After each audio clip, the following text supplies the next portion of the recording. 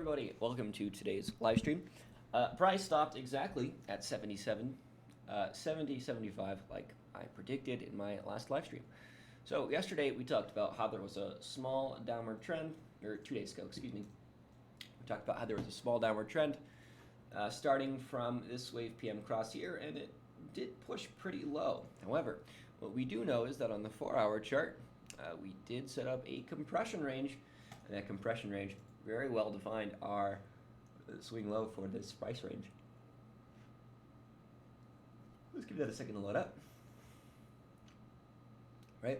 Because the green band that forms is going to be our compressionary price range, and we say it should generally respect the 1.25 standard deviation of it on the swing high and the swing low. And lo and behold, we did exactly that, almost to the number. Right? The exact swing low was 70.76, and the bottom of our band was 70.78. So, pretty convincing if you ask me.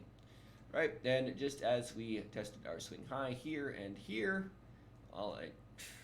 goodness gracious, those are perfect opportunities to take shorts and longs, and yes, we did point them out to the number on the previous live stream. So, with that in mind, we are seeing a bounce from that value. I'm going to say that that swing low and swing high are still your long and short values. You can use these continued support and resistance lines for as long as you want, really. They'll break eventually, but because your profit ratio is so good, what can I say? It's not really going to matter when you're stopping out if you can catch this with, maybe a $50 downside and you have that $200, $300 upside. The profit ratio is just too good to ignore. Really, that's all I have for you today. I just wanted to point out this compression range and say, hey, if it tags it again, you should probably take a position. Right? Swing low is 70.75, swing high is 7,640, roughly speaking. So, if we start seeing that 14 period wave PM start crossing up above the 0.7 value, I would be more inclined to consider a longer term trend could be taking place.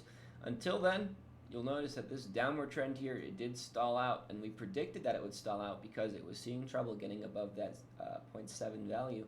And as soon as it started downward sloping, we said, hey, keep an eye on that swing low of the range, because it's very likely that due to the failed expansion of this downward move, we would see a reversal at the first relevant pivot. And that is exactly what happened. So now, if we start seeing any kind of expansion again, if the 100 period crosses, let's explain this. So we are below the 0.4 value. That means we are super compressed for our shorter periods. You'll notice that the 200 period is still sloping down here. That's fine. It can be re-expanded under the scenario where the 0.7 value does go up above, or the 14 period goes up above the 0.7 value. You will notice that the 100 period down here will result in a short-term trend if crossed. So 14 period crosses here, what happens? Negatively weighted CCI results in downward trend. All right, now we have positively weighted CCI for the moment. It could change very rapidly. That's how CCI works.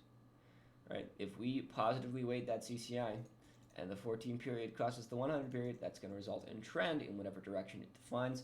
I will set an alert for that now. All right, we're going to change this to wave PM. We want band 1 oscillator crossing up, wave PM, band 3 oscillator.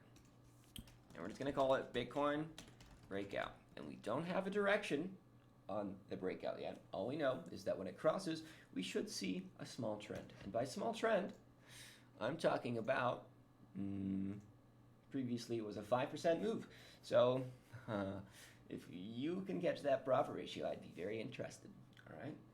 So if you have these indicators, do set up an alert. And if you don't have these indicators, well, you can get them from our shop in our website. Alternatively, we are releasing multi-chart versions of these, so you can actually set up automatic orders based on these indicators. If that sounds interesting to you, look into it. And they're far more powerful. So that's all for today. Let me just check the comments. So my XTZ this morning. How's the chart looking? Hey man, you probably shouldn't be taking that. It's not good for your serotonin levels. Just kidding. That's pretty terrible wordplay. Let's go check out the XTZ chart, BTC. Bezos. Ooh, okay. Yeah, you're taking the 3.2 standard deviation of the locks, but you don't have significant overexpansion yet. Trend is defined, but your swing low is inclined at 2100. You have short-term overexpansion, but it rarely stops longer-term trend. I would consider this the swing high, though, so you have made the safe choice. I would expect short-term compression and probably will coast down like that as the locks comes up to meet price action. It is sloping up nicely, so I say either down or sideways at least for a few days. Okay, so there is risk on this chart. I think you made the safe choice. It is an uptrend, but you sold the swing high of the uptrend, so good for you. All right, secure those profits, my man. All right, that's it for today. It has been a pleasure. I'll talk to you all tomorrow at 1 p.m. MST. You have a beautiful day. Ciao. Goodbye.